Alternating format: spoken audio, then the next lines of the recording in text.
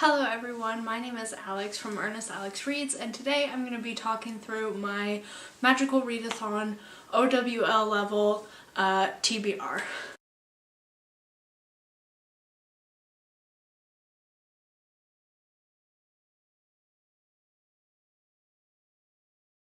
The prompt for Ancient Runes is to read a retelling, and so I'm going to pick up Jane Steele by Lindsay Fay.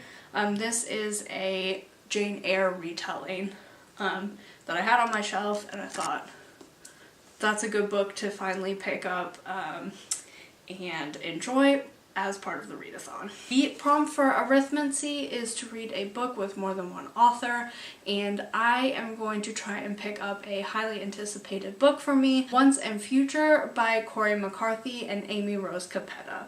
This is a gender-bent continuation of the Arthurian legend, and it basically follows the future part of the Once and Future king, which King Arthur is supposed to be.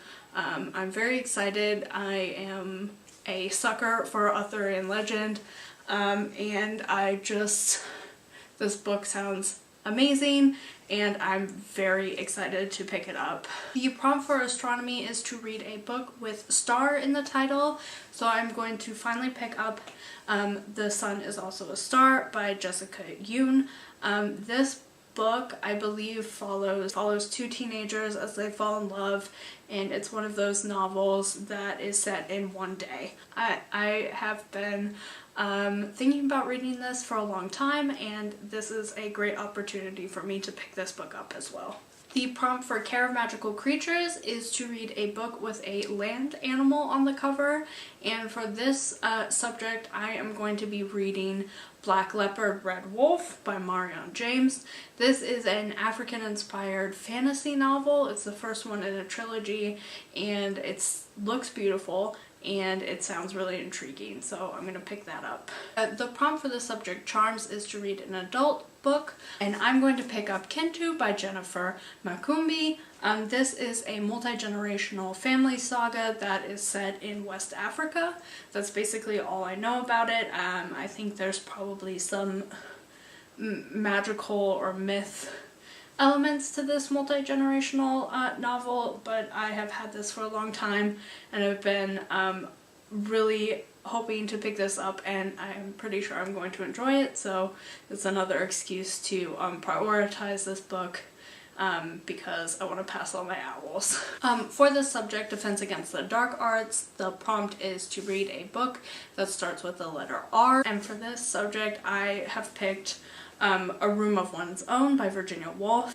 And this is another one where I'm just happy that I can fulfill a prompt while reading this book because I want to read this book, and this readathon gives me an excuse to prioritize reading it. For the subject of Divination, the prompt is to read a book set in the future, and I'm going to pick up another highly anticipated novel for me, and that is Interment by Samira Hamid.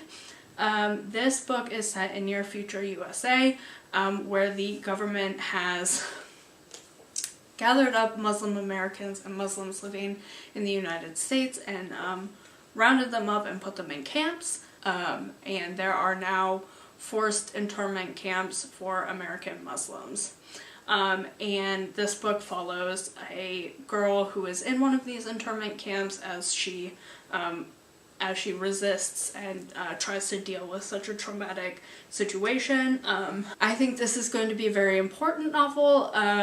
This book describes something that is, I would say, not unrealistic considering the climate within the United States at this point in time in 2019, and I think it's important to read. I think it's just important to think about how little of a step America has between what's happening now and what is described in this book. So I am not happy to read it. I'm looking forward to reading this book. I don't think I will be particularly happy while I read it, but I think it's important for me to pick up and important for other people to read as well. So I am going to be reading this to fulfill the divination prompt for the O.W.L. Readathon. For Herbology, the prompt is to read a book with a plant on the cover, and for this prompt I picked Beasts of Extraordinary Circumstance by Ruth Emmy Lang. I don't know a lot about this book. I read the first chapter a month ago, and I still wasn't quite sure what this book is about, but I think it has magical realism elements, and nature plays a big role in it, hopefully. Other than that, it has a plant on the cover, so I am reducing my TBR and reading this to fulfill the Herbology prompt. For the subject History of Magic, the prompt is to read a book that was published at least 10 years ago. And for this prompt, I picked Kiss of the Spider Woman by Manuel Pug. I definitely mispronounced that, sorry. This book follows two men in prison in South America and was written in the 70s. The prompt for Muggle Studies is to read a contemporary work of fiction, and for this prompt I chose History Is All You Left Me by Adam Silvera. I think this book follows a boy as he comes to terms with a breakup. I basically want to read all of Adam Silvera's work, and this is the next one, and I'm looking forward to experiencing this story as well. For the subject of potions, the prompt is to read a sequel, and I am planning on picking up The Throne of Fire by Rick Riordan. This is book 2 in the Kane Chronicles. This book follows the Kane siblings as they deal with the ancient Egyptian gods and all of their shenanigans, and I'm looking forward to continuing in the Kane Chronicles, the trilogy. And the last subject for the O.W.L.s is Transfiguration, and the prompt for this is to read a book with sprayed edges or with a red cover, and I will be reading Ink Mistress by Audrey Coulthurst. This is a prequel to her series that started with A Fire and Stars.